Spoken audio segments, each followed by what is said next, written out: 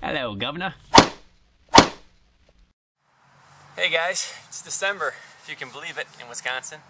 Normally I like to take this operation to the range, but the Packers are playing today, so I'm going to be running in and out probably for the next 3 hours.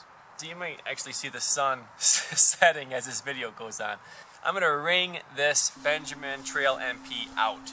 The first thing I'm going to do is I'm going to find its favorite pellet. And I have stacks and stacks of different kinds of pellets. This is one of my favorite tools right here. This is the Straight Shooters pellet pack. You can get this at straightshooters.com. I think they're out of Minnesota. They were one of the first distributors to put something like this together. And there's, I think, 20, 25 different kinds of pellets. I bought it a long time ago when I was trying to figure out the favorite pellet for my Benjamin Marauder. And I'll take 10 seasoning shots, so to speak, to acclimate the barrel, just to try to keep this as sound as possible. My backyard target is about 18 yards, not about, exactly 18 yards from the muzzle of that gun to my target downrange there. I'll be shooting at these nice and cheap Gamo targets. Let's get going. Predator Polymags.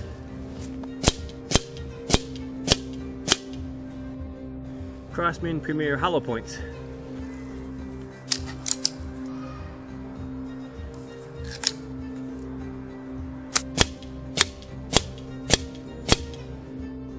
Rangemaster Lies.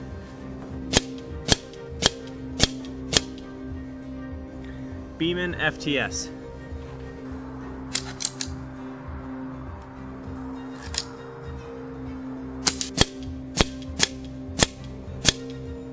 Tell me that wouldn't make your head spin trying to zero in a scope.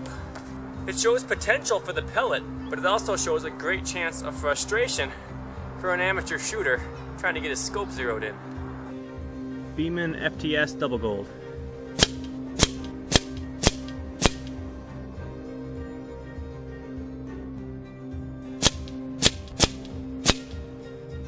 Barracuda Match 21.1.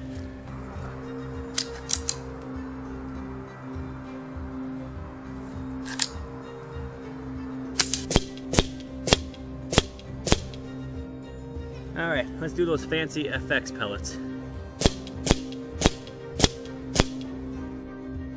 Daystate Monsters.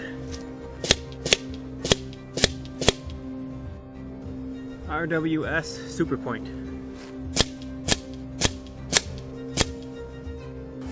Getting a little muddy here. Sweatshirt came off. I was running back and forth, cocking guns. One of my favorite pellets here. Beeman Kodiak Double Gold. I've never had this shoot horribly out of any gun.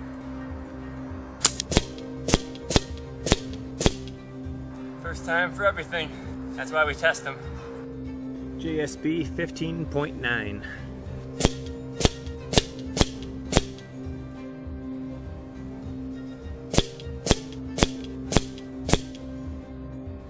Beeman Cro Magnum.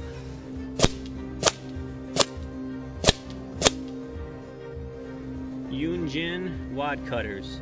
Big suckers, 20 grain.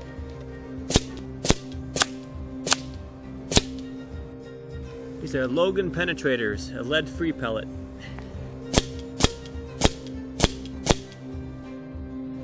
Crosman Premier Domes.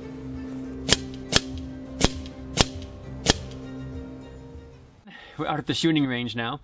I'm about to head over to the 25-yard range to test the 4 or 5 favorite pellets of this gun. But before we get going on that, you may be able to tell that you can hear me a little clearer than in the past. I felt like the crappy microphone on the camera just wasn't cutting it. And a lot of you complained about the noise, and rightly so. It was lousy, it was bad. So, I went and... What a great test, huh? Did you hear that very well? You shouldn't have if that microphone did its job. So I went and invested in a Rode Video mic, which is on top of that camera right there. It's a directional microphone, and it should be picking up my voice really well. You could probably now pick up on my British accent. Hello, Governor. Should I do the whole video like this? Okay, I'm done. I would kick my own ass if I did that, so you can save yourself the plane ticket. So, let's head in at 25 yards. I'm going to test out the Crosman Premier, Beeman FTS Gold, the RWS Superdomes, and the FX pellets. We'll give those 4 a run and see which one comes out on top. Let's go. Crosman Premier Domes. Beatman FTS Double Gold.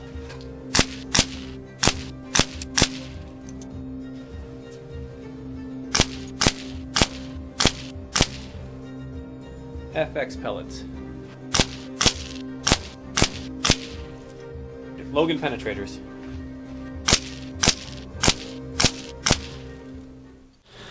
Right.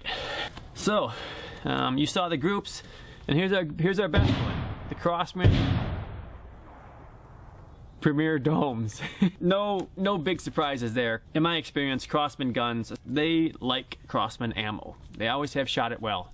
And I shot actually like 3 or 4 more groups with this pellet after this, and this is an average. A couple groups were a little bit better than this, one group was worse than this.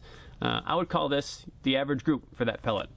And that's great news, because Crosman Premier Domes are available just about everywhere you could get this gun. So if you pick this up at, hardware store, Walmart, Kmart, something like that, there's a good chance that Premier Domes were sitting right next to it, probably 500 of them for $10.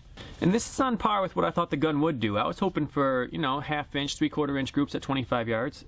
And a couple weeks ago, I put 7 shots on a 1-inch target at 25 yards. So I was happy with that as well. So with the exception of the occasional flyer, yeah, half-inch, 3/4-inch groups at 25 yards, I think is a reasonable expectation of this gun. You see some guys claiming they're putting down half-inch groups at 50 yards. I'm not going to call BS on them, but I will say there's no way I could achieve that. With this gun and my skills, it wouldn't happen.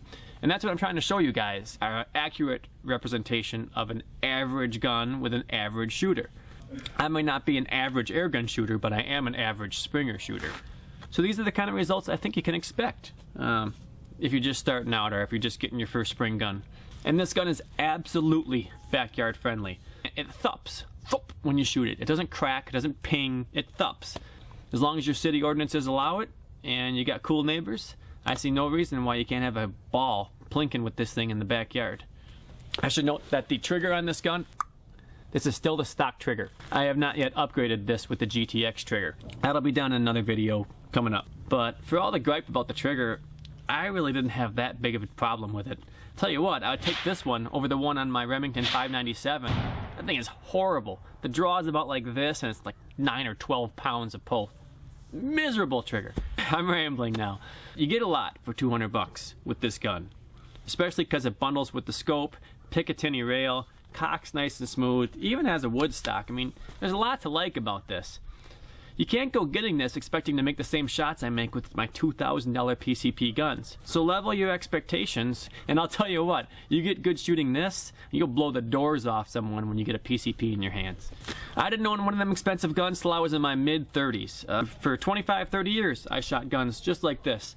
I learned how to shoot with $100 guns. My 22 cost $55. It was a Marlin 60. So don't get thinking that you gotta have a gun that's as expensive as mine to get into this. Get this or some other kind of spring-powered air rifle. Or if you can't afford the 200 bucks, get a variable pump pneumatic for 60 bucks. Just get in the game. Get something in your hands and get shooting. As always, I appreciate you watching, and I will see you at my next video. I probably won't even include it in the video. But then, if I didn't include it in the video, I wouldn't be talking about this. I just blew my own mind.